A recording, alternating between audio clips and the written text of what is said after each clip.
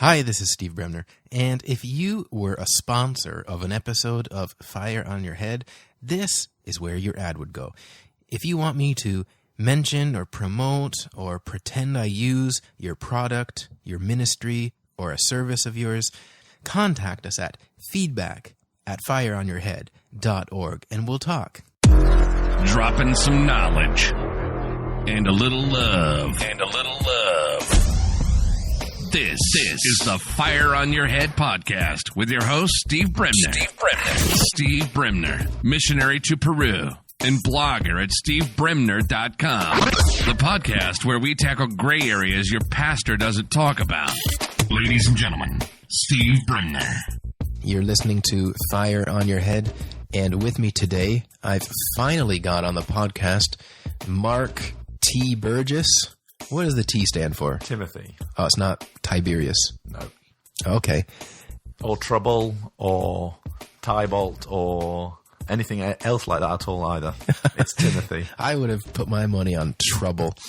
And so it's a pleasure to have Mark on, finally, after like 3 years, I suppose.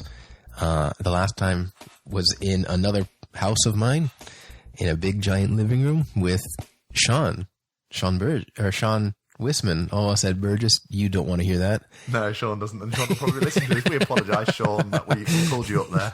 And so anyway, so Mark is, we're involved in each other's day-to-day lives, and I guess it's easy to forget to invite him on the podcast because it's actually difficult to find a time that works for both of us, it seems. Well, yeah, the problem is with both of us teaching in our school of ministry, and both of us doing different things but also doing the same thing, and our timetables clash quite often. I think that's what's happened, but I think it's just being intentional. Yeah, I think it's good that we canceled school today so we could do this. Absolutely, yeah. Half true. So I would not have been able to record today because I had an opportunity to do some translating for someone speaking at a conference. I won't mention the theme or the university. And so that was planned like 2 weeks in advance. And that was part of why we decided to cancel school this week because of our schedules. And then yesterday, let me back up. A few days ago, this school called me and asked me if I could come the next day because this particular person was receiving an honorary doctorate. Doctora honoris causa or something it's called in Spanish. Anyway, so they want to know if I could come the next day and sit with her and translate for her, let her know everything's going on, and then when she gets up to give her speech to translate it. So, of course, this university is like 2 hours away from where we live, right? Like by public transport. Like Mark knows where I went, so he's just looking at me like, where's this going? What happened? And so it's like, it's formal. I get my suit pressed and make sure I'm ready to go. It's like 2 hours by public transport, and I get there and I show the thing for the conference, and they're like, well, that's tomorrow. What are you talking about that you need to be here today? It's like, well, they called me the other day. Let's call this number. I call the number, and the woman is like, I don't know who you're talking about. Well, this is the number that they called me from. I'm just calling back, So I'm like, I can't convince them that like I'm supposed to be there, like the security people who let you in at the door. And I'm showing them the document that's for the next day. And they're like, well, this is tomorrow. And then there's nothing going on in that theater today, And I was like, well, can you call this number? Okay, well, they said you can go to the other entrance and somebody will let you in. So I get there and I'm let in, and they take me to this department, and they're like, oh, we're not the people who called you. You're here for this other thing, but that's okay. I'll walk you to where that event is going to be. So I get there, and it's like 11 now, which is like when I'm supposed to be there. And the lady sits me down and says, here, just wait here, and I'm going to go find who is, who's the person you're supposed to talk to about this. And they come and say, oh, we're sorry. We've got another translator. And I said, well, that's funny. Nobody called me. Nobody told me anything. Yeah, no. We've sorted it out. There's somebody else translating for this lady today. And I said, okay, fine, And so I'm sitting there trying to figure out, what do I do now? Do I go back home, another 2 hours back home? And then a moment later, the same lady comes by and says, no, come out here. The boss or whatever is here. And so he comes, up to me, and he pulls me aside and says, hey, Steve, we're very grateful. And, he's, apologizing like 100 times. So here's, the payment for today that we promised you. We're sorry that you wasted your time coming and that there was nobody who communicated with you for your bother. But why don't you sit down and watch the ceremony? Why don't you, So of course I do, because I've already budgeted my time that I'm going there for like these hours, right?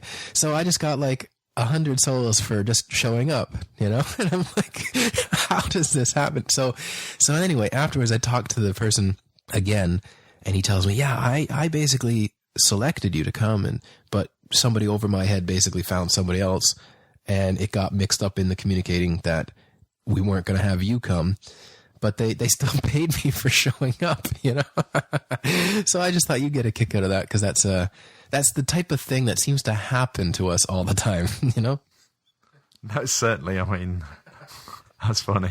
But I did get to talk and meet some new people who took down my number, since I don't have a card. I'm not a professional translator, but I kept joking with it, like. The one lady was really irked that this happened to me, and I was like, but don't be so offended about it. I hardly ever wear a suit. I look dashing today. I just got paid money for not even doing anything. Normal. Yeah. It's like, I just got paid for not doing anything. You got to look at the bright side, the positive of this. And, and so she said, she liked my attitude and wanted to call me if, they needed translating again. I have no idea if that'll happen or not, because everybody says that. Everybody says, I'll get in touch with you. That's what I'm talking about. Anyway, so, I'm not translating at this thing today like I was supposed to. So I had the free time to do this chat with Mark. It's funny what you say about culture, and how when we're doing life, we try and be detached from culture. And I'm just thinking about how many books I've read where people have said, well, you need to do this, you need to do that, and it's all very good theory, but actually the culture is not like the theory says, and how we actually need to innovate on what's going on. And I was reading a blog post recently, and about how we need to be real and authentic in what we're doing, and thinking about when I've been visiting the US. Obviously I'm not from the US, I'm obviously English. No. It is. The accent gives it away. Yeah. I thought you were just trying to impress me or something. Well, I do know my accent impresses people, which is quite strange to me. And I apologise if you're listening and you're thinking, yeah, my accent, I apologise to you at this moment. That's a nice bit of Britishness for you as well, apologising as well. I don't have an accent, eh? No, you don't.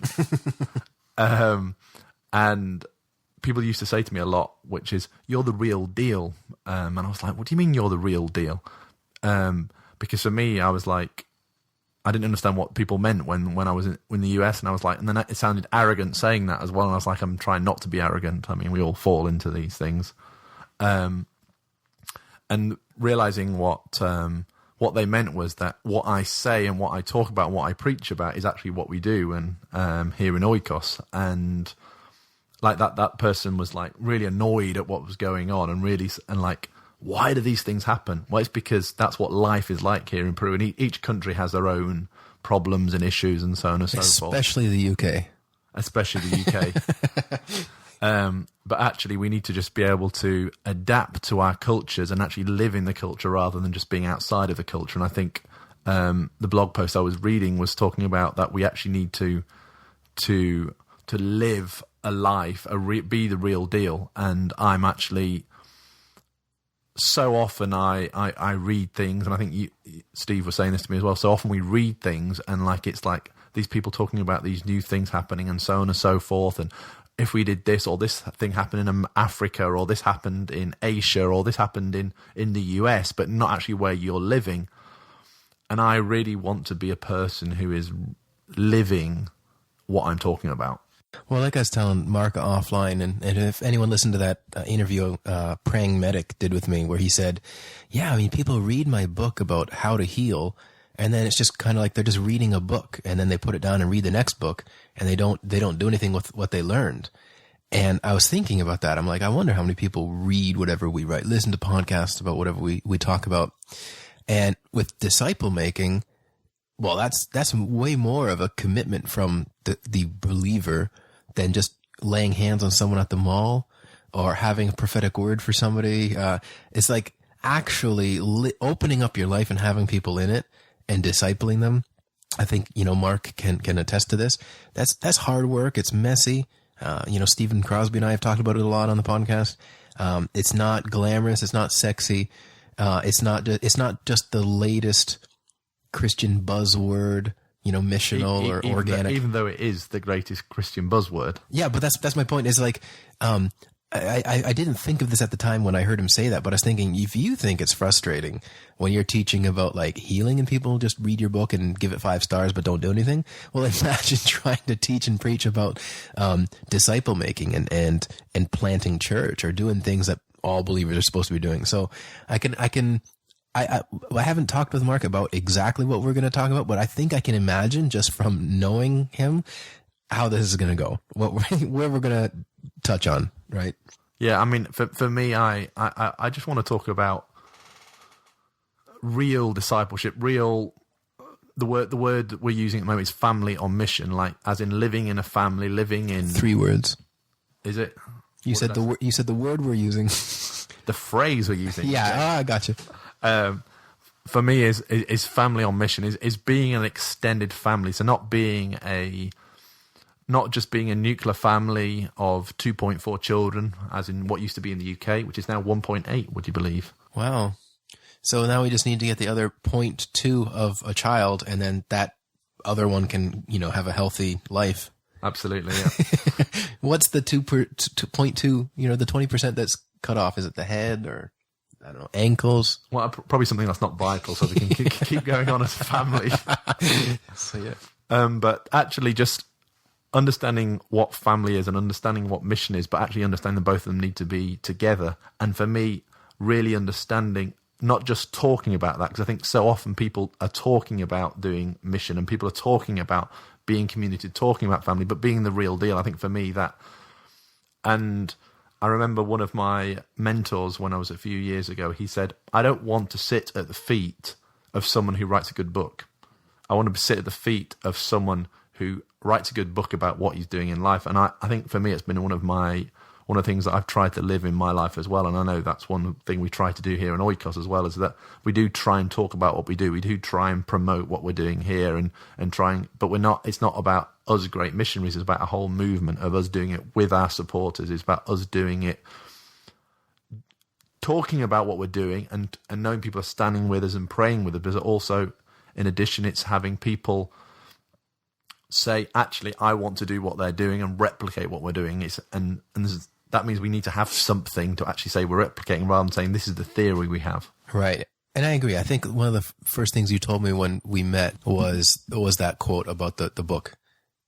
And I took that to heart. And I've written some things like tongues and healing that are not specific. Like I can use examples from life, but when it comes to disciple making, I think an awful lot of what like you and I are trying to do, or what I try to do through the writing and stuff, is put words to things that we're doing, like flesh out concepts. And whenever I tell people about reading Mike Breen's book on building a discipling culture, I tell them all the time, like, yeah, there's these life shapes in that book and stuff.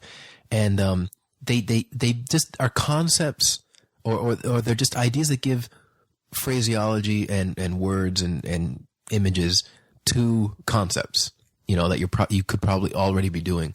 And I think, and correct me if I'm wrong, but when I say how missional is like this buzzword and stuff right now, or these days, and organic or disciple making and stuff, it can be easy to use the phraseology and not actually have the substance. It's easy to take the concepts and be changing our vocabulary and not yet be doing the thing that these phrases are meant to capture. Does that make sense? Mm-hmm. Yeah, completely. So it's like the I don't want to say form without substance, but it's like working on the form and what the correct vocabulary and lingo. Because me and you know a guy, I have no idea if he'll listen to this, but who would harp on disciple making. But you ask him like about any disciples he's made, he can't tell you an example. It's all about how this is the correct thing to do. but like, where's the fruit? And I worry that depending on the circle someone's in, leaving church or done with church or organic church or all these different kind of things that are kind of like different topics that kind of circle around this one thing, they can be like the latest buzz thing. Like I heard, I know I'm going around in circles a bit. I heard someone say recently, yeah, I believe in freedom and liberty as far as the gospel goes, but not if all it leads to is you now, instead of going to church, you sit on your butt in your home in front of the TV or something and do nothing. You know, it's one thing to change our vocabulary, focus on discipling, focus on missional, but like, then what, right? Anyway, I'm sure I'm giving you a mind full of things to react to. No, certainly. I think I completely agree with what you're saying as well, Steve, that it sounds bizarre that we're sort of we're being hypocritical here. We're talking about things that people say and people do but don't actually do, and we're not actually talking about what we do here as well, which is quite funny. Well, we will get to that. We've got plenty of time. Yeah, no. I'm just more extrovertly processing. I don't want to ever be a Christian who says, I do family on mission, I do discipleship, I do mission, and then say, but where is your fruit? I actually want to be the person who says, actually, as Jesus said, you will know me by the love of my disciples. It's an obvious fruit. You can see in Jesus' life that there was an obvious, he loved his disciples, but he put that action into action. And so often we say we love someone, but don't put it into action. I think that's the same thing with what we're saying here, is saying, I believe in discipleship. I believe in the mission of God. I believe in Missio Dei, the missional sending God, but actually you're not doing it yourself. And I'm not talking about striving that we need to go out and do these things. I'm saying that we respond to what God is saying. That in my case, I would say that people always ask the question, how did you arrive here in Peru? And my question, and the obvious answer is, God sent me. Airplane. That's another good answer. Correct, but not what they were aiming at. And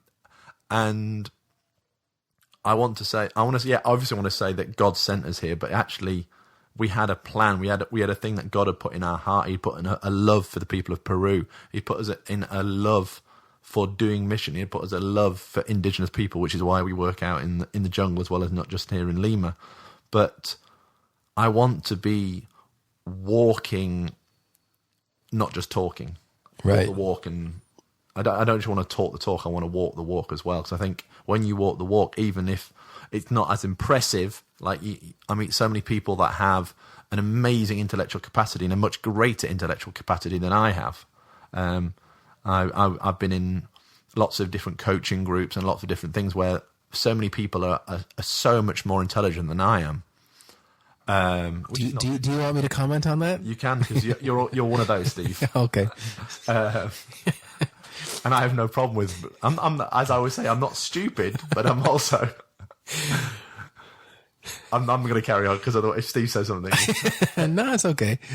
But actually, I don't want to be known. I don't want to be known for what I know. I want to be known for what I do. And again, but I don't want to do things that are not done in the will of God as well. Because I think what some people listening to this might think, actually, okay, so I need to go out and do mission. But actually, we have some of our students here that want to go out and do things. But actually, we need to do it in the will of God, what God is calling us for each of our lives. And for me, it's starting with knowing who God is, and then knowing who I am in God, obviously my love son of God, but from that going out in that love, going out to serve his people, whatever that may look like. Right. Oh, am I supposed to add something? No, I'm just wait. Okay, how about this? To differentiate between talking about and doing. Maybe, and you'll do this more than me because I share examples all the time when I'm on this by myself or whatever. But maybe you could put some feet to what we're talking about. So, like at the get-go, you said family on mission. So, what is that? How does someone do family on mission? Sure.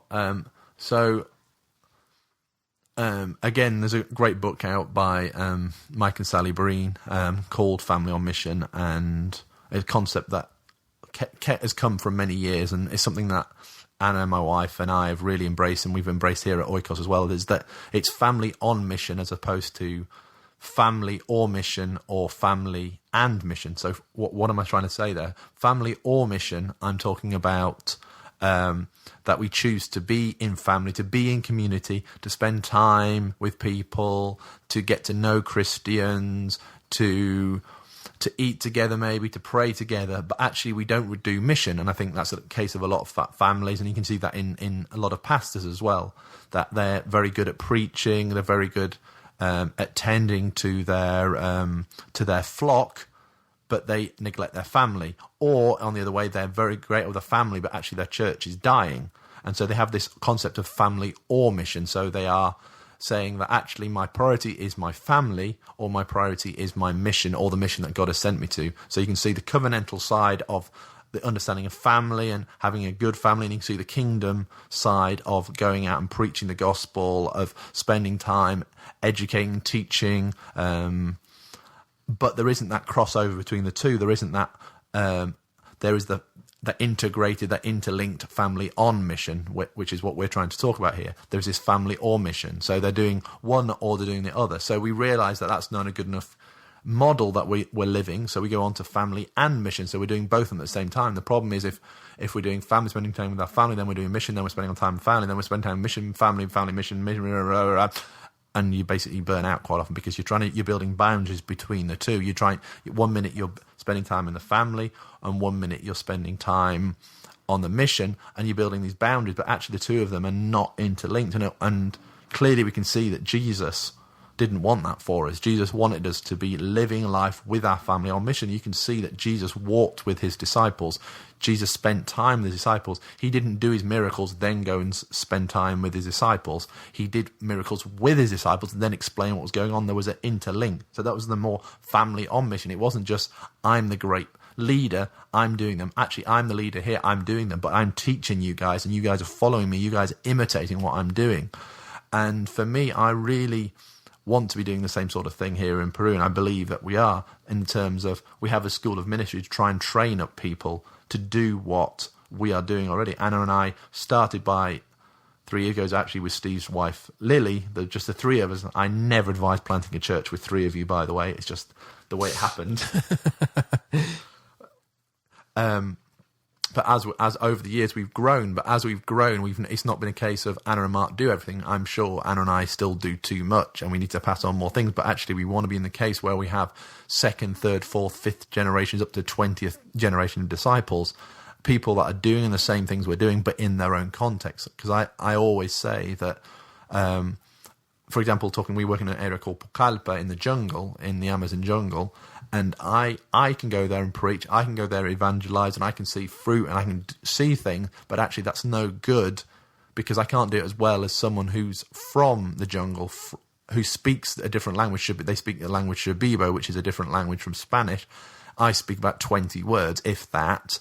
Even if I learn perfect Shibibo, I will never be a Shibibo. And actually the Shibibos can share that much better, and they can be a family. They already understand family and they understand the mission, but trying to bring those two things together so they can actually be a family on mission. That means they can go out and live together, spend time together, eat together, pray together, read the scriptures, listen to the scriptures together, and then from that, as a unit, as a pack, like wolves, rather than being the lone wolf going out as wolves, going out together. Maybe not a great biblical pack of wolves.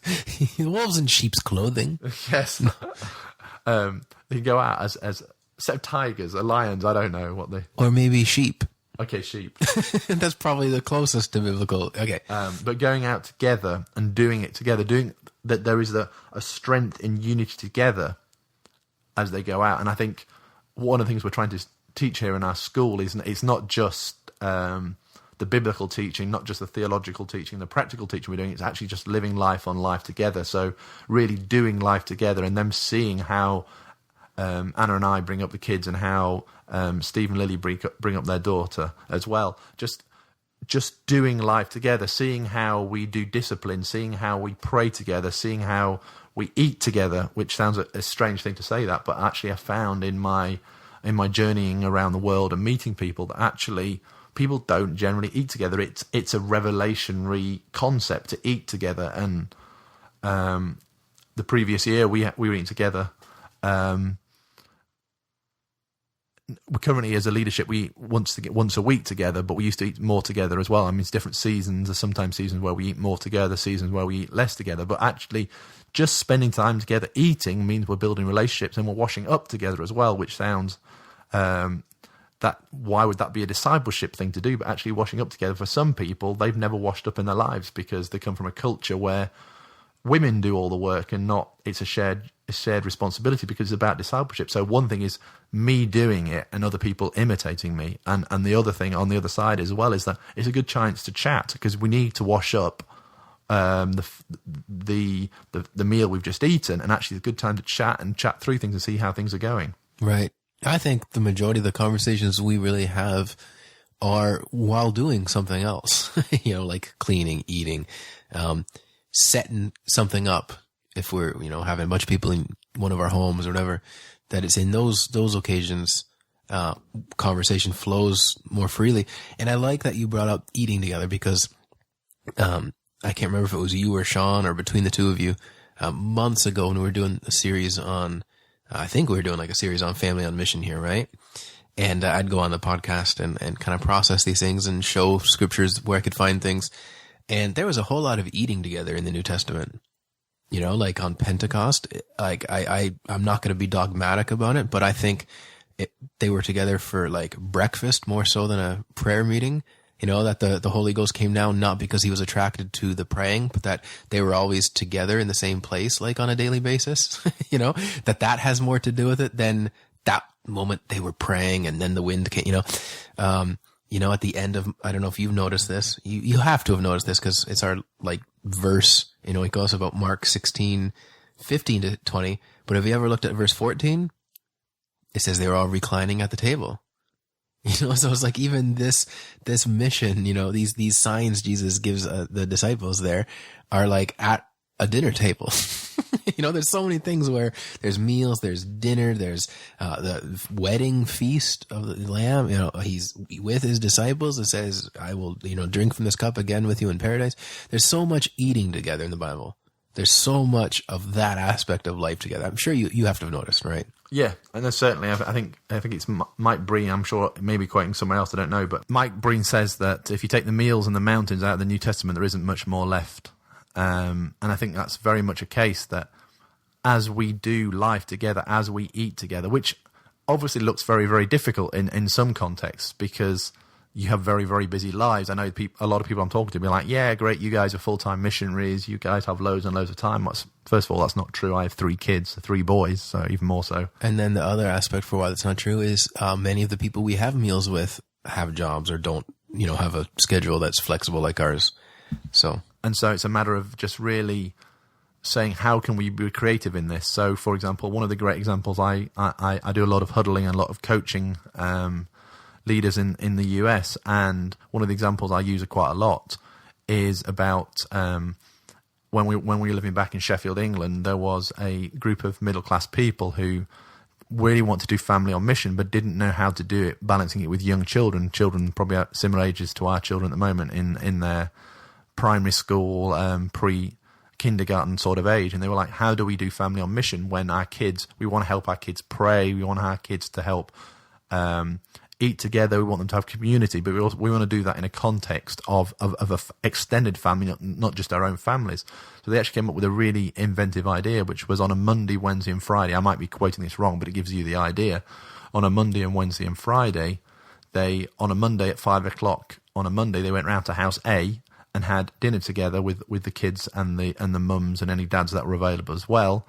They then had a small, very short time of prayer and short time of reading the kids' Bible, and then that was it for the week. And then on the Wednesday, they did the same thing in house B, and on Friday they did house C. And for me, that was a really simple way of doing family on mission together as a set of groups of families, spending time together, eating together, and doing what they needed to do anyway. It didn't take much longer because the time travelling between houses was the same time that they took to prepare. So each time they were doing that.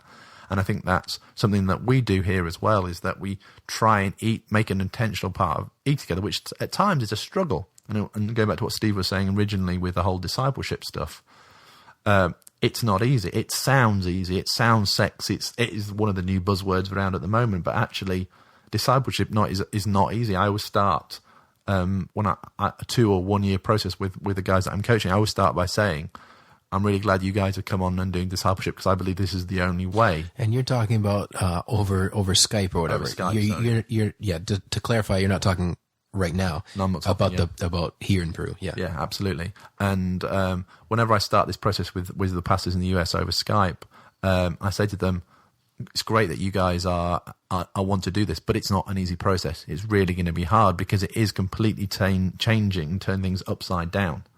And I think we've talked so many times about this microwave culture before, in that we want everything to be being done, that we want to have our meal, put it in the microwave, 1, 2, 5, 10 minutes later, the food is done. But actually, discipleship is not microwave culture. It's more like going to the jungle. So you have to get a plane to get to the jungle or get a bus, which takes you 24 hours. You then have to try and cook your food. You then have to go and find the pig that you want to kill. You then have to kill the pig. You then have to skin the pig. Then you have to cut the parts of the pig, unless you want to do a spit roast. You then have to, but before you're doing that, of course, you have to go find the wood. Of course, it's been raining, so you have to dry out the wood. And then when the wood has been dried, you then have to light it, which takes a bit of time with small bits and then big things. Then you can put the pig on. Then an hour and a half later, your food is ready. That's more discipleship rather than just putting it in the microwave. And even that's much faster and easier. Well, that's true. That is true. And I think we just need to be at the point where we are accepting that actually this is not easy. And the problem is church culture wants everything to be good and quick and easy. And actually church culture is not like that. Well, right. It is like that, but we want to be at the point where actually if it's worth doing well, and it takes a long time to do it.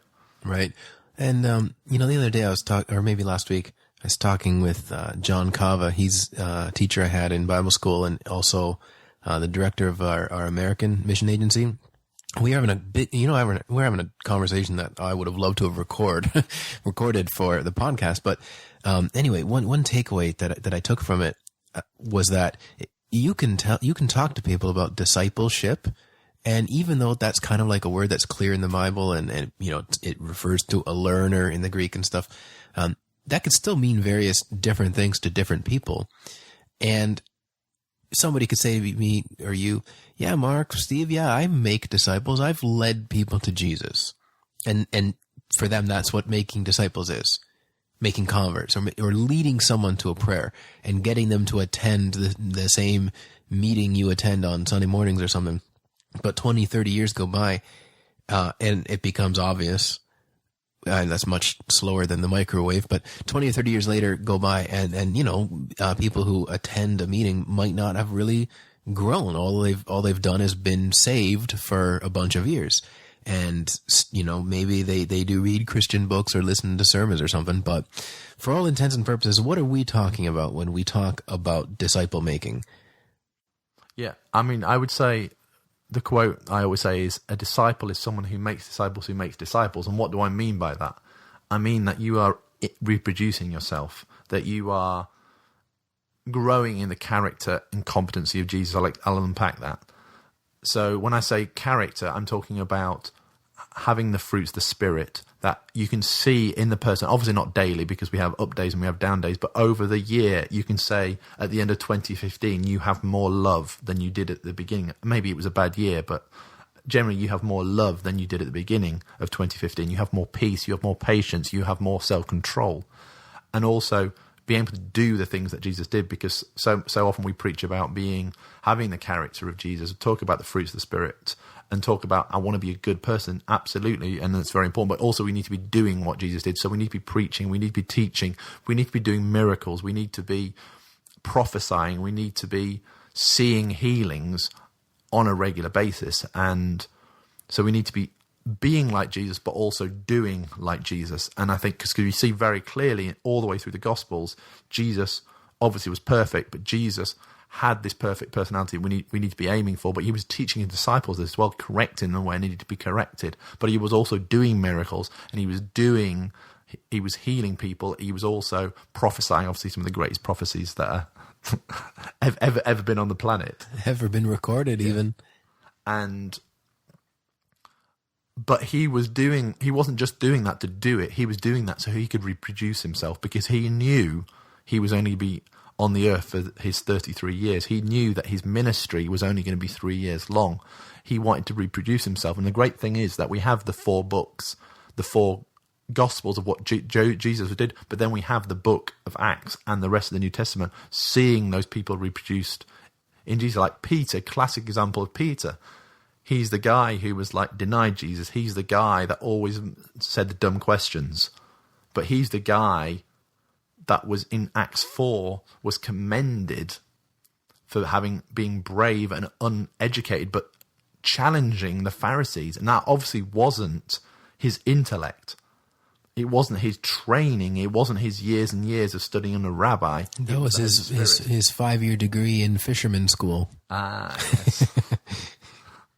But the Holy Spirit inspired him, but he also had a model to work off. He had a model of living with Jesus, eating with Jesus, seeing Jesus do miracles. I mean, we don't know exactly when Peter and John were walking up to Solomon's colonnade in Acts 3. There are some obviously different theories about when that happened in terms of time, chronologically, but that was not that long after Jesus' death.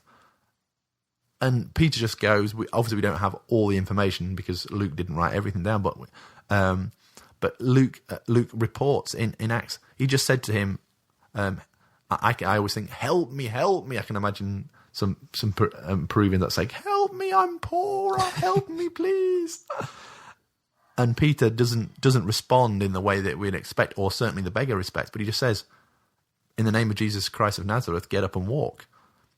Like the way it's written for me is that he had no doubts. He just did it.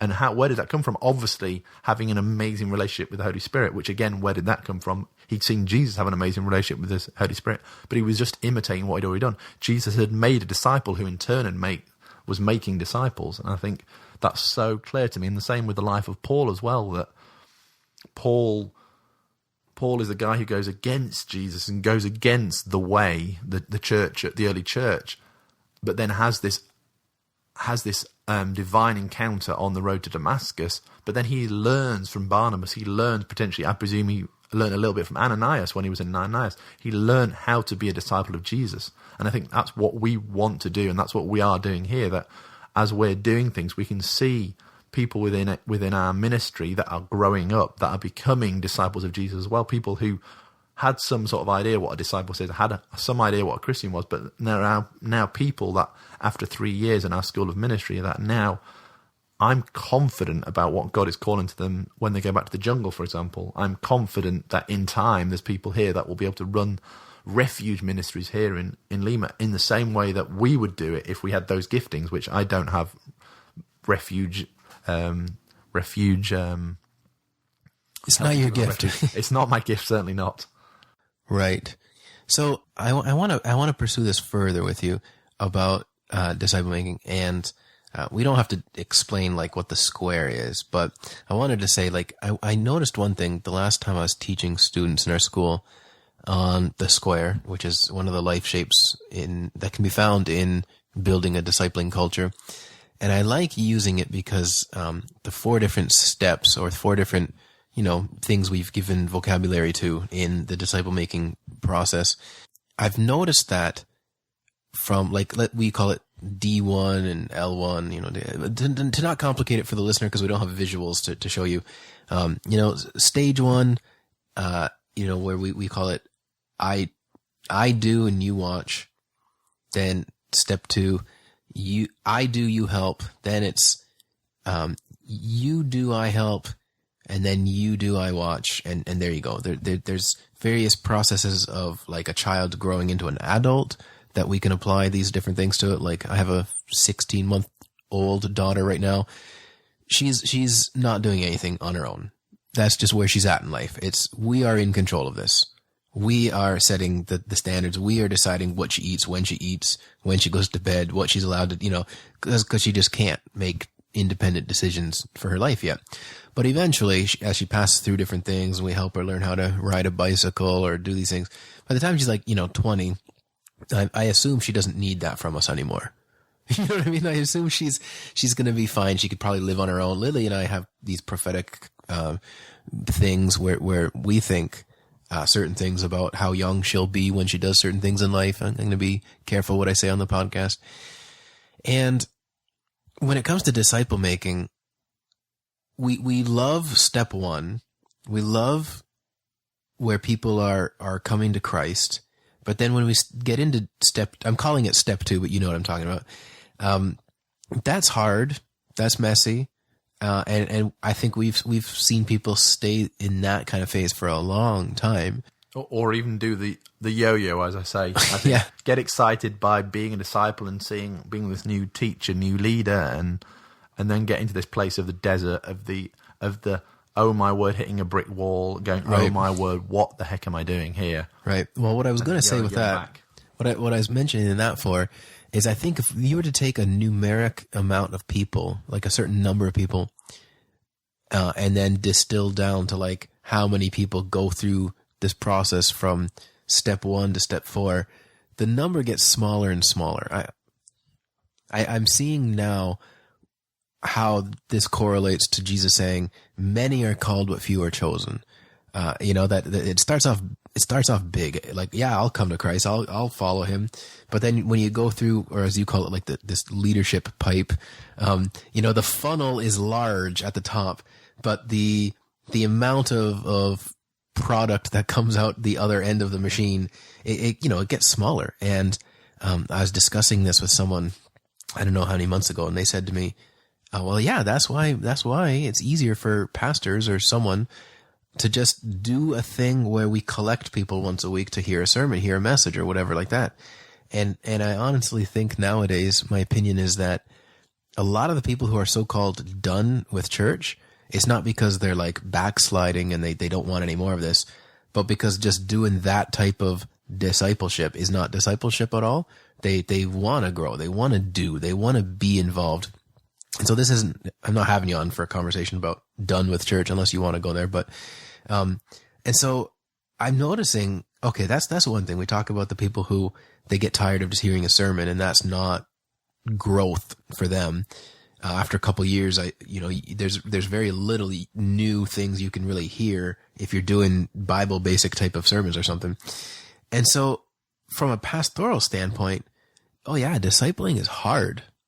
It's easier to just do some kind of event and gather people to it every week and talk about numbers and talk about, rather than it's easier to be wide but not very deep rather than thin and deep. But anyway, I forget where I was going with that or why I mentioned that to you, but with regard to like making disciples, I guess to get back to that point a little bit earlier with the other question I asked you, is for many people, just step 1 is discipleship rather than 3, 4 or 2, 3, and 4, where the person is fully, capable of being like Jesus and doesn't need you to teach them how to ride a bicycle anymore. Or even first step, moving to fourth step. That's very, very common. I've come across that, come to Christ, come to the church, see amazing teaching, see amazing pastor preaching an amazing sermon, then go out and do it. And the problem with that is it's for 6 months or so. That's great. That's the person is doing a really great job, but then actually their character issues come out. Because especially in the Western world, which I presume most of the people that are listening to this are going to be in the Western world, we are very competent in what we do. And actually, Jesus wants character over competence. He wants us to have both. And the whole thing of being a disciple is that we do grow in loving him, knowing him, but actually we need to be doing the things in good character. So if we go from this first stage to the fourth stage, we are basically saying, oh, I don't want to go through that hard time. I don't want to go through that second stage of when I really can't do it. Like one of the things we say when using this tool is that we go from unconscious incompetence to conscious competence, or the way I say it is, you don't know that you don't know, to I know that I don't know. And so often we want to go from I don't know that I don't know to I don't know that I know. The opposite's the fourth stage as such. Right. that you're operating. Like if you think about driving a car, you want to go from I know how to drive a car, but you don't know how to do it, to the point of knowing you can drive a car straight away. And actually, you need to go through the point where you're like, oh my word, I cannot drive a car. I have no idea how to do mirror signal maneuver. I don't know if that's the same taught in the US and in Canada. But here in Peru, it's certainly not taught. Here it's mirror. No, what's that for? Right. Or just like when you're learning to drive, for example. I assume many people listening to this might know how or have learned, or, whether you have a car or not, that's fine. But you are paying attention to everything you're doing as you learn so that you make sure you do it right. Maybe for the grade, maybe for the person instructing you. But eventually it becomes like a habit. When you sit in your car, you go from not having any idea what these different levers and the steering wheel and stuff will do exactly. Like I remember being young and sitting in the passenger seat of my mom's car, when she went into a store to get something, and grabbing the gear shifter and pushing a button down and seeing what it does. And oh my goodness, the car, and I quickly put it back to the way it was. But like, I backed up a little bit when I did that, right? I pulled it out of park. And I remember being like, oh my goodness, no wonder adults are the only people allowed to do this, because I have no idea what I just did. I don't know, I could have gotten in an accident or something. But then like, now it's just like second nature. I've learned and I've had the experience, so it's easy. So I guess, you brought up the driving example. We're using that as like a motif or an example of like, disciple making is not just getting like the learner's permit and boom, now you're allowed behind the wheel of a car or something, but it's like eventually not needing the instructor to sit there, not needing, I don't know, you're not worried about being pulled over by a cop because you know the rules, you know the law, and you keep the speed limit, you know how to operate the vehicle. I remember when I got my final like exam for my full on, G class license in Ontario, I was looking at the evaluation, and there was one thing, I forget what it was I did wrong, but it said that I passed because it was a matter of confidence, or maybe lack of confidence. I forget how she worded it, but it was like, it basically communicated he knows what he's doing but isn't confident in it, in this particular aspect of the grade, and I was like, okay, but this person felt like, yeah, I would trust him on the road with one of these licenses to drive at whatever hours of the day, whatever vehicle, So anyway, I don't know where we're going with this driving thing, but you brought it up. I like it. And so like, how do we get people fully capable, of driving a car? We can't cover all that in just one podcast, but the idea being they're not just like born, but they grow up into like adulthood. And yeah, no, I mean, you can imagine the state if you had driving instructors that said, get in your car. Oh, oh yeah, I know how to drive. Well, no, you don't, but I'm not going to say that to you because I'm the driving instructor and I'm the leader of this particular situation. And then 2 minutes later they're saying, oh, off you go, then you can drive now. That's no problem. It would just be dangerous. And the problem is in the church, we do that. We say someone comes into the church and they're new, and we just say, oh yeah, learn what you can, learn from a sermon, and then go and do it. There's no way of doing it. So what you really need to do, and another tool that we use is that very, very clearly you can see in 1 Corinthians 4, verses 14 to 17. It talks about, in fact, I'm going to read it rather than trying to quote it. Do it. Quote badly. I don't want to cause you problems, Steve. Can I take a stab in the dark as to what you're going to read? You can. You have many teachers, but few fathers? Exactly. Just proving that we use the same scriptures over and over again. I do not write these things to shame you, but to admonish you as my beloved children. For if you were to have countless tutors, or the word could be teachers, or could be teachers, could be tutors, it could be professors as well. In Christ yet you would not have many fathers, for in Christ Jesus I became your father through the gospel. Therefore I exhort you, be imitators of me. For this reason I sent you to Timothy, who is my beloved and faithful child in the Lord, and he will remind you of many ways which are in Christ, just as I teach everywhere in every church.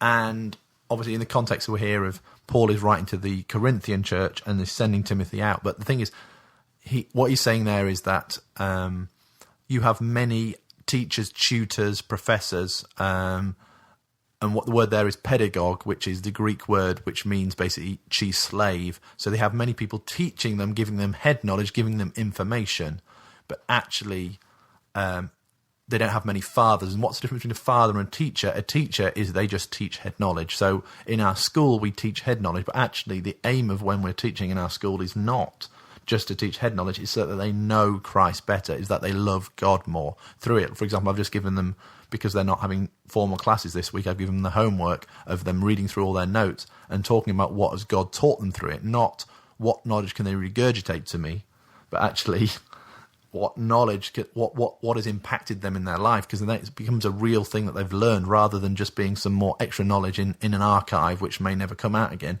It's actually something that's living in their life, actually helping them in discipleship, even in writing things, because Steve and I and other people are teaching in the school, but we don't want to just teach head knowledge. We want to teach heart knowledge. We want to teach hand knowledge. It's actually coming out into everyday life. And so what Paul is saying in this thing is, I want you guys to be teaching and learning like fathers teach their sons on their daughters, that you actually have life on life. You live life. You don't just teach them things. You're imitating what's going on. So as we were talking about earlier, that a lot of the people in our church, in Oikos, in our ministry, they are seeing how we bring up our kids. They are seeing how we do life. They are seeing how we play football or soccer, as the Americans incorrectly say. They are seeing how we do the positive and the negative. It's not just the positive. They don't just see us how we preach on a great day. They see how we prepare for that. They see how we get frustrated with pastoral issues. There's a real imitation there. And what Paul is saying to the Corinthian church is, I have sent Timothy out to you because he has been imitating me. He's lived with me. He's ate with me. He's prayed with me. He's taught with me. He's evangelized with me. Obviously, I'm adding to what the scriptures say, but I don't think I'm being heretical in anything I'm saying here.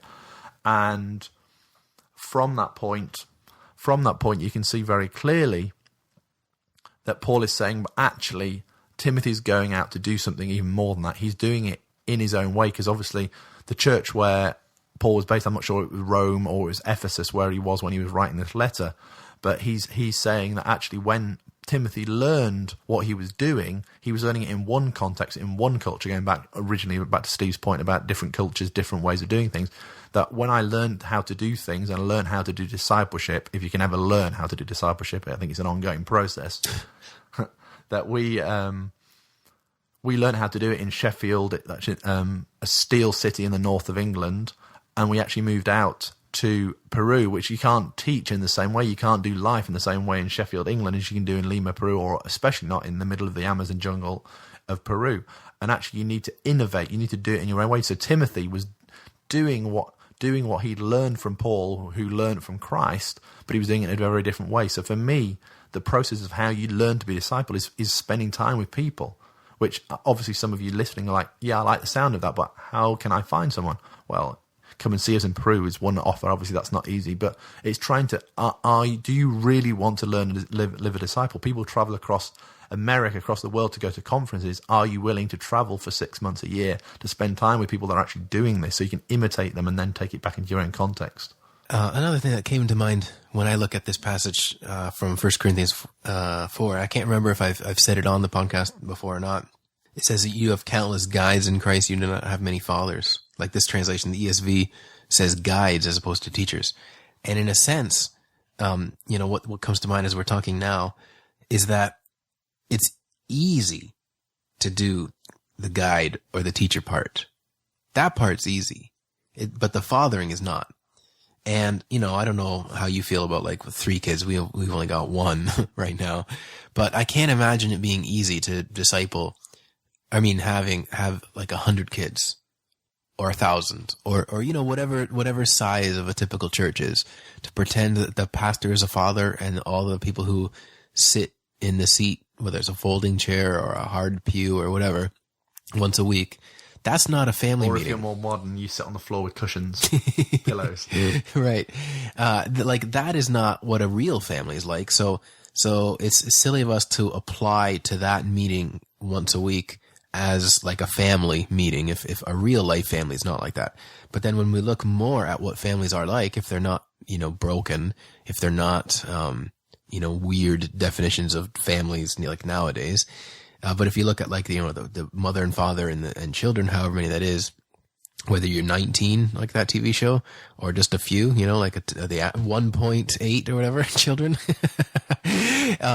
you are like, if you're doing it right, you're able as a parent to spend time pouring into that person. And what Paul was talking about here was something in their culture where the parent was like that pedagogue was someone else teaching the children, right? They were not, they were kind of like complementary to the parent, but not replacing the parent. And so Paul was basically saying, like, you guys know what this is. You guys have got that, but you don't have many of these actual parents. And so in a sense, and I'm not dissing or bashing like the role of what we call pastors in a typical evangelical church or Pentecostal or whatever your denomination. But that person can't disciple you like one-on-one unless you're in his little inner circle. But spending time and mentoring and discipling someone who's less mature in the faith than you are, you can do that. Like I say over and over again, you just need to find somebody, whether you've led them to the Lord or whether they need to come to Jesus, and spend time with them. And if the whole body of Christ viewed discipleship that way, we could probably get like a movement going on. It's not a matter of filling seats on a Sunday morning. It's not a matter of, like you're nodding at everything I'm saying, just so the listener knows. It's not a matter of attending something and boom, the more you've attended something, then you've been discipled or you're at a certain level of discipleship. But it truly comes from parenting and fathering. And my wife Lily was telling me something where we've been taking our daughter to like this center for stimulation or whatever it translates to in English. It sounds weird, doesn't it? It's like a play area. It's, they have like this class where the kids put their hand in, sand, or they paint things, or they sing songs and stuff. And the woman said to my wife, your daughter is not afraid of doing these things. And Lily said, well, that's because her dad takes her to the park every day and lets her do like whatever she wants, even if she's, if she's high off the ground or whatever. And I was laughing at that, but that's kind of like, well, that's kind of like the fruit of the way I've been spending time with her, showing up in this other area where she goes to play with these other kids. And she's, she's the same age as most of them. And from what Lily makes it sound like, she sounds like she's not afraid of doing things. So what's that going to look like when she's 16, 18, 20? I have no idea. But that foundation is, I hope, being laid in her. Hopefully it's not going to result in rebellion and, but like, you know what I mean? Not being afraid of taking chances or something, I hope. Yeah. I think, again, this goes back to the microwave culture. Again, this goes from the first stage to the fourth stage jump. And actually we need to go through that pain. At the moment, you see a little bit of progress with Jemmy every day.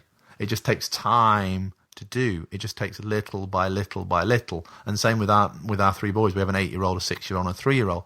It takes time, and there's days where you just want to get them and bang their heads against the wall. I don't do that, just so there's no people or bang their heads together. Well, that as well. Yeah, but it is little by little. But when you get them, what my second son today just said, we had prayers in our house, which we have prayers every day. As a community, we pray together. And I was with my boys because I'd arrived a bit late, so I was dropping one of my boys off at kindergarten, and I was speaking to my two eldest and saying, what should we pray about? Because I'd not caught what we were supposed to be praying about. And just talked to them and said, what do you think? And Joel said, I just feel that God is saying that we need to do a Bible campaign before Christmas, buy some Bibles, which he's already mentioned about again. But he's really, whether or not he has heard from the Lord, he's starting to learn how to hear from the Lord. And that's taking years and years. And it's annoying when like my 3-year-old, what should we pray for today over dinner? He goes, let's pray for Minions and Angry Birds. So it's like, that's what he prays for nearly every day. But yesterday he prayed for my wife, who's currently in England with her granddad. And he prayed for my wife. And so it's like there's little things coming. The problem is we want instant success because the Western culture tells us It's got to be there for you. We have microwave meals. We have takeaway food that you can go and get. You can even get drive-through Starbucks. That was amazing to me. That you get drive-through Starbucks, but you can get everything instantly near enough. You can get instant electronics. You can get things on the internet. You get information at your fingertips right now. You don't have to go and look in a book anymore. It's on the internet. This isn't a very spiritual observation, but the last time I was in Canada, and yeah, I mean, I know they have Starbucks and Tim Hortons and stuff have drive-thrus, but I found it actually faster to just park my car and go in and get something than because there's such a lineup for drive-thru. So even drive-thru isn't as fast. It's more convenient than it is fast, not getting out of your car. Yeah, and again, that's not a spiritual thing. Yeah, but looking at it, but looking at it in terms of social, in the way we do things psychologically and socially, that actually it's easier to do that way, and we do church that way. It's easier for me to go once a week, or once every 2 weeks, or 4 weeks, or 8 weeks. I've heard that the definition of being a church attender is going once every 8 weeks to church. I'm like, okay, right. I'm not going to judge anyone, but that wouldn't be my definition. But actually, it's the day in, day out, the day in, day out. I mean, like what we're talking about, Steve and I are talking about now, we've not had any preparation for this apart from the years of spending time together, talking to each other and talking about these things and studying it. It's just like what naturally comes out. And the thing with normal church is that you go, you hear the pastor, you maybe read your Bible, you maybe pray during the week, but that's not discipleship. That's not, that you're not going to grow. It's actually pressing in day after day after day after day. But actually, when you can talk about something, when you can live something, it's because you day in, day out, you are doing these things, you are living these things, you are being like Christ, or trying to be like Christ, and you're doing the things of Christ. Like to see healing in someone, for example, we try and remember to offer healing every day after church. When I see, like, when someone's walking past and they're ill, you offer prayer for that person. But it takes time to get to that point where you see healing. Like Jesus saw everyone that came to him were healed.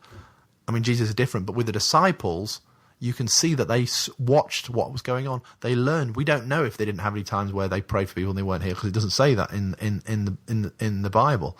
But the thing is, we keep trying to pray. We keep trying to declare healing over these people, even if it fails when it happens. And we do pray and declare healing over people, and they are not healed. That doesn't mean we stop doing it. We keep trying. We keep pursuing, and that's discipleship. Or specifically with disciple making, we've led people to Jesus. We've got neighbors of ours that I'd say start that stage one, and then in very little time at all disappear again. Whether it be, in one person's case, it'll be vague, but basically disappointment made them disappear.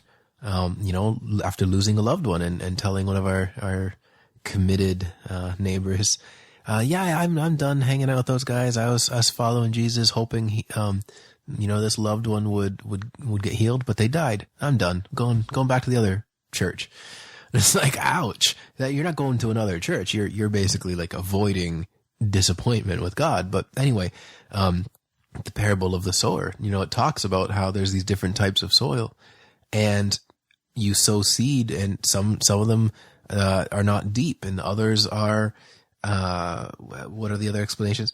As soon as there's trials and tribulations, they're gone, or the cares of this life choke them out. And so, like, you could be leading people to Jesus, and then they fall into any of these four different soils, and you get discouraged because you're seeing, there's 4 soils, and 3 of them are basically unproductive, and 1 productive and producing multiple fold. You could probably lead like 4 people to Jesus and see 3 that are just not going anywhere, and that discourages you. So it's just much easier to kind of fall into the attend a meeting type of rut. If it was only 4. Yeah, we've seen buttload. Like, we've had Friday meetings, our leadership meetings, just discussing problem after problem for years, where those people just disappear anyway. Or I'm not putting words in Mark's mouth, but it could feel like, well, what was the point? You know what I mean? But Jesus, he still had a Judas, just some of us have more Judases than we do. Well, at least we're not getting betrayed that much. Only a couple of those. But no, I mean, it is very much the case that the world teaches us you need to be effective, you need to be perfect, you need to get this done, and so on and so forth. And if you fail, you're a failure. And I was talking to a pastor recently, and he struggles with failure. And so his disciples struggle with failure. So therefore, there isn't a possibility of building that key third generation of disciples, because if a third generation of disciples is people that are imitating the people that are imitating you. So in the case of going back on the 1 Corinthians passage, that would be the people that are in Corinth because they're imitating Timothy, who imitated Paul. And like, if we're not willing to fail, and culture tells us we shouldn't fail because we're a failure. Well, the Bible doesn't tell us that. The Bible tells us that we are loved sons and daughters of God.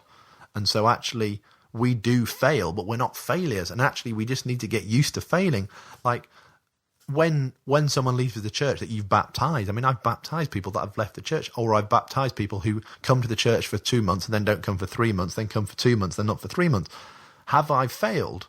I don't know. Maybe I have, and I need to work out, and I need to improve, and I need to go back to the cross and say, Lord, what's going on here? But sometimes I haven't made a mistake, but it's just that they are people that are not ready to be full disciples of Jesus. And that's hard. And I know that for Steve and I, and for the other guys that lead in Oikos, that's a hard thing to do. And it's not an easy thing to say or to do, but it's what Jesus did. And actually, disciples is being like Jesus and doing like Jesus. And I think that's what I want to do. I want to be a person who is building a family, and that takes time, who are doing mission together. And I think, and I'm committed to doing this for the rest of my life. I have no two ways about it. It's not easy, and it drives me nuts at times. At times, I don't want to see anybody. I'm an extrovert, but I feel like the most introverted person in the world. I want to hide away in my bedroom and don't see anyone. Then someone comes off the doors, like, you're screaming at the top of your voice. It's like, go away.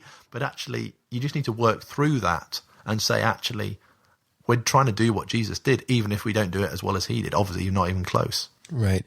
I understand why pastors have offices at their church buildings and rather than their homes. Because, I mean, living in the community where most of our disciples live and knowing where I live and doing a lot of work from home, all those things added together equal everybody thinking they can just stop by at any given moment they feel like, because Steve's not doing anything. He's just sitting up there in his office and waiting for me to come by and have a problem that I want to talk to him about. So again, another part of the package, where people want access to you. Or maybe when you're discipling people that they can call you at any given moment. And that's not something that a once a week sermon expositor can really do effectively. Let's just use the number 500 people. But those 500 people attending, listening to those messages week after week, depending on where they're at in their maturity, can father and disciple other people. You know what I mean? Like, I think we're hammering over and over again the same thing, but saying it a different way. That, get off your butt and make a disciple. Not that you're necessarily on your butt. Maybe you're standing up while you're listening to this. I don't know, but maybe washing the dishes. Yeah, could very well be. Maybe you're on your commute. But the point is, and one of our motives for trying to empower people through this podcast, through these different discussions I have people on for, is so that like people can be quality, deep people who can make disciples themselves. That it's not some kind of event you bring people to. And if you're a pastor listening to this, it's not some kind of event you get people to come to so that you can preach, or you're a worship leader, they hear you and sing with you. But the idea that every part of the body is functioning and able to do this. And I'm convinced disciple making is something everyone's supposed to do. Yeah. I'm reminded of, I was in a coaching group, in 2012, and there was a guy on there, who was new to the whole process of discipleship and so on and so forth. And he was just saying, basically I lost my job because the church planting organization that I'm overseeing, or something that I'm helping facilitate the church planters. Basically, I think I'm going to lose my job because I'm going to have to leave my job because they're not taking on these principles, or they're going to fire me. And the leader of the coaching group said, and how do you feel about that? And he said, I just feel like Peter when all the disciples were leaving Jesus, and And Jesus turned around to Peter and the other disciples and what about you guys? He said, well, no, you have the words of life. And he was saying, not that discipleship are the words of life. Jesus is the one that has words of life. But actually, he was at the point like, I need to leave. If I have to leave this place, I'm going to leave it. Because actually discipleship is the only, for him, discipleship was the only way to carry on doing Christian life. And I think when you fully immerse yourself in being a disciple, even though it's really difficult, I'm not going to try and say it's the new way, it's the new buzzword. It's not easy. It should never be the new buzzword, because if you understand what discipleship is, it's not easy. And I don't want to discourage you with that and saying, oh, just don't bother at all. I really encourage you to get on with doing it. But actually, for me, discipleship is the only way. Whether or not I'm leading a ministry here in Lima, Peru, whether I move to the jungle, whether I move to Ecuador, Venezuela, or even to the US or back to the UK, I will carry on making disciples wherever I go. And I will hope to make disciples that make disciples who make disciples, because for me, this is the only way to live the risen life. It's the only way to be a Christian. The problem is most Christians don't live like this. Right. Yeah, I think we're hitting the nail on the head really good. Anything else you want to kind of wind up with? Because, that's the time and that's how long we've been talking for. So we're good to go until you're done. No, yeah, and I think maybe the final thing to say would be, I remember listening to a Jewish scholar, and he was talking about why do so many Jews not follow Jesus? And the Jewish rabbi said to this Jewish professor, he said, well, just look at Christians. And I was like, ow, that hurts. And it was like, how can we expect people to come to know Christ if we're not living a life worth imitating? How can we live a life that is honorable to Jesus? I want to get to that day of judgment and just say, I've made a lot of mistakes, but I have made lots and lots of disciples. I've made disciples who've made disciples, because if we look at the difference between addition and multiplication, I was watching a video just recently of showing the difference of receiving 1 cent every hour for 30 days, that you get given 1 cent, or you could receive 1 cent every day, which is doubled. And the difference after 30 days... you start with 1 cent and double it each day? Yeah, as opposed to you receive 1 cent every day, which is more, look in terms of discipleship, that's like having a new person come to the church every day, every hour, as opposed to having a person who makes another person who after a year reproduces themselves. And the difference was something like $7.20 after 1 month of getting 1 cent every year.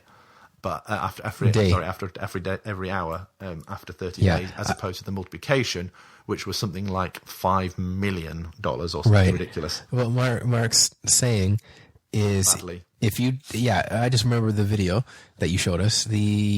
So person 1 and person 2, they both get 1 cent on day 1, but person number 1 just gets another cent the next day and another cent on day 3, whereas person 2 doubles what they've got. It becomes 2 and then 4 and so on. And at the end of the month, or I forget if it was a month or faster. 30 days it was. Yeah, it's like $7 and something cents. And the person 1 only has like 30 cents from having 1 cent per day. But then you double the $7, it becomes 14, then 28 and 40, whatever we're at, and keep, I'm just not fast on my feet with math. But after like a year, it's like X number million. Whereas the other one is just a few dollars, like 2, whatever, again, the math thing on my feet, Yeah, I mean, basically the difference of what they were looking at is that after 30 days, there was only $7.20 for the person who was getting 1 disciple. If we're putting it in discipleship language, 1 disciple a day, or 1 follower of Jesus, as opposed to the other one, which was $5 million or 5 million disciples after 30 days, because you were doubling it. And basically what they're saying in that process of you spend time with 5 or 6 people for a year and just throw your life into them, and anyone can do that. If you have 2, 3, 4, 5 people, just help them to learn more about Jesus from you. Do let them spend your life. Go shopping with them. Many a time I go shopping with my with some of my disciples. What do? I go shopping and we talk, and it's not that productive. Or like I ride in your van while you go pick up one of your kids at kindergarten. Yeah, exactly. Every Thursday or whatever day it was.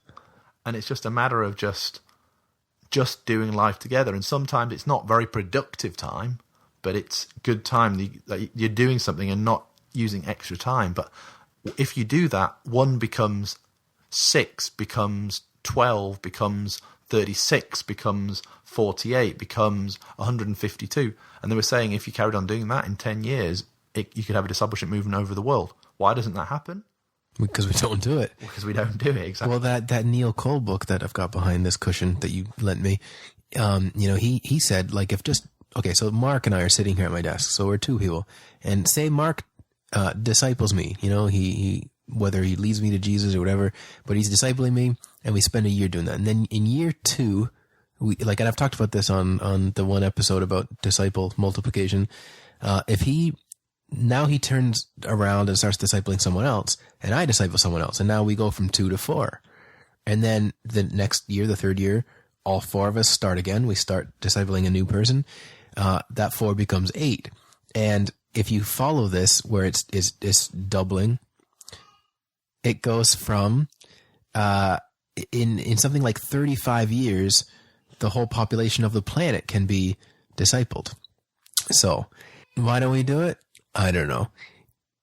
But if you put it into terms that it's that easy, it's like, well, why aren't we doing it? I don't know. But we're not doing it. And I think for me, it's just a matter of we just need to say, what is God saying to us and what we're going to do about it, which is something we say a lot here in Oikos. And for me, I just want to be able to say that I've done the best I can helping other people to love Jesus more and helping them to do the same thing with other people. And I know it's going to work. Yeah, I'm happy ending on that if you are. It's been a good long chat. We'll have to do it sooner than 3 years the next time. Absolutely, I promise. Okay. Thanks for coming on, Mark. Thank you, Steve, for the time. Thank you guys for listening. All right. God bless. Bye. We hope you enjoyed today's show. If you'd like to subscribe to the podcast, you can find us in iTunes or on Stitcher Radio, or directly at fireonyourhead.com for more options. If you want to support Steve and Lily Bremner as missionaries in Peru, or find out more about what they do, be sure to head over to their blog at stevebremner.com, or check out Steve's Kindle books on Amazon and leave reviews of the ones you liked. See you next time.